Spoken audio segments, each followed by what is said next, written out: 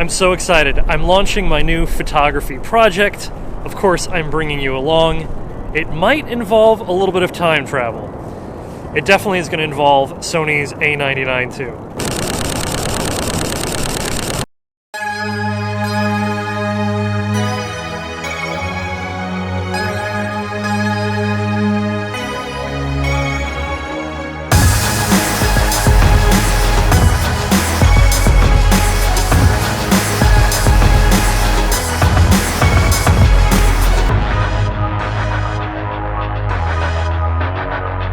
I'm standing here in Wolf Point, Chicago.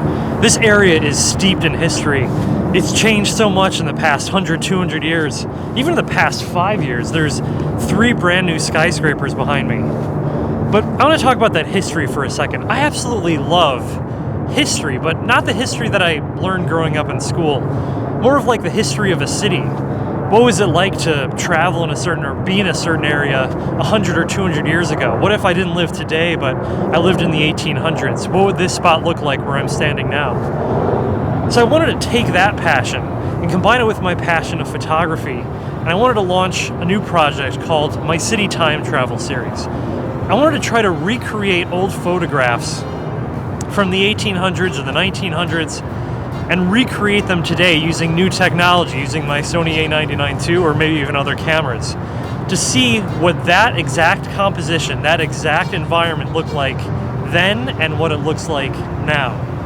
So I thought this would be a perfect spot to launch this project and start talking about it. In this very spot where we're standing right now, this used to be a place called the Sauganash Hotel.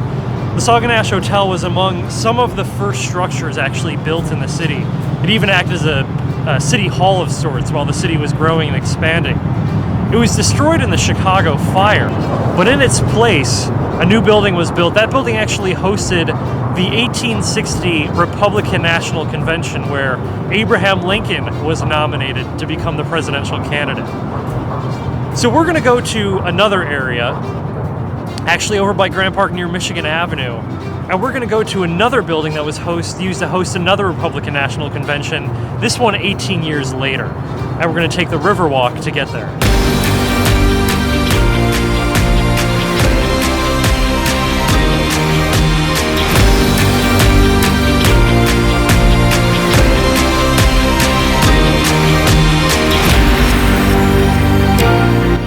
So I'm leaving Wolf Point now. I'm going to take the Riverwalk like I said. This new Riverwalk is amazing. I'm going to try to slow down the footage a little bit so you can see it. If you happen to be in Chicago or around it and you haven't seen the new Riverwalk yet, it takes you all the way from Lake Street through the loop to the lake, all on a separate Riverwalk level. You have to check it out. I hope you enjoy the footage.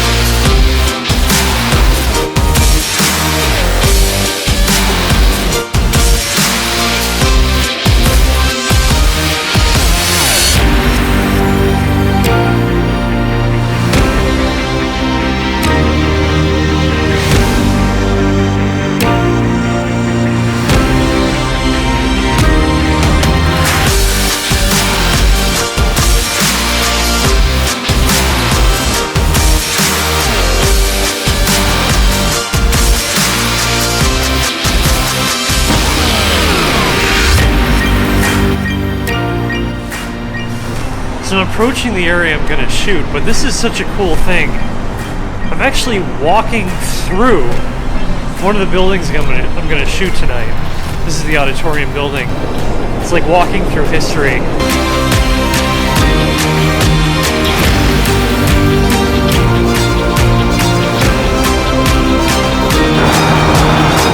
So I've arrived at my shooting location for tonight, and it's a busy area. It's Congress Parkway, and I've got Michigan Avenue just over there.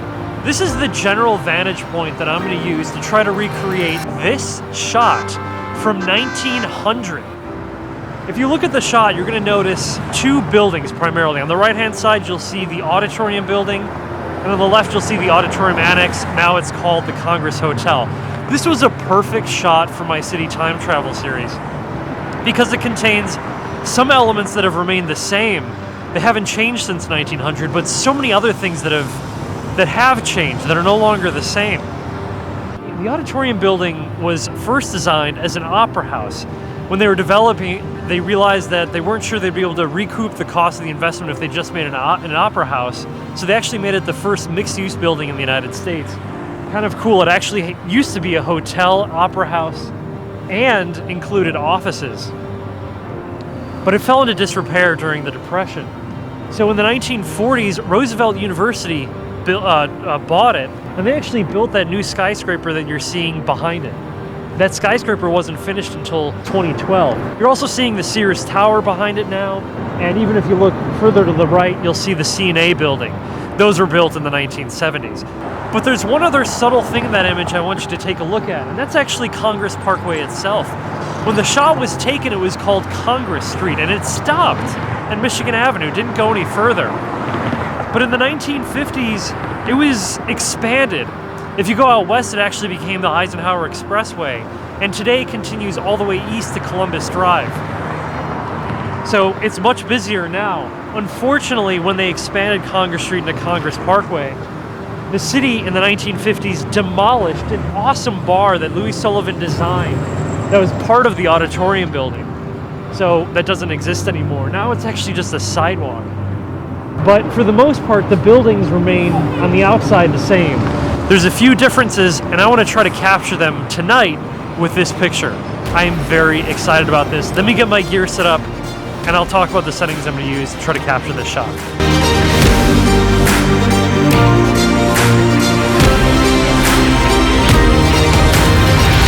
So I've got my gear all set up. I've got the Sony A-99 Mark II, and I've got the Sony 35mm f1.4 G lens for the A-mount system attached to the camera.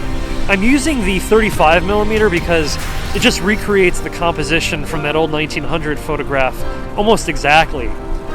So I've got the scene. I'm probably going to shoot this at f8, but I'm going to use a 30-second exposure. I've got a neutral density filter on the 35mm lens. The neutral density filter brings me down about 8 stops of light. It just darkens the scene. What it allows me to do is capture the motion of cars as they're coming down Congress. It also allows me to use a bit of a longer exposure just to try to wipe out any pedestrians that might be walking by, or if there's a car parked here, I can get it in motion rather than just having it parked. I'm kind of excited about this because when the image was taken in 1900, cars weren't really around. They certainly weren't on the streets of Chicago like they are today. So I'll be able to capture that, and that's kind of a primary part of this new image. So I'm going to make sure I'm composed here perfectly, make sure I got the buildings as close to the same spot as they were in the image in 1900, and see if I can capture this shot.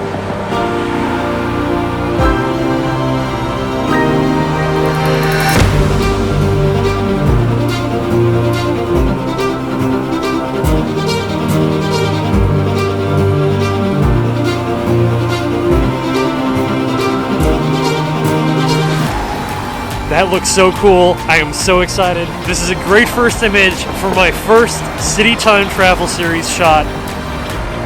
Here it is.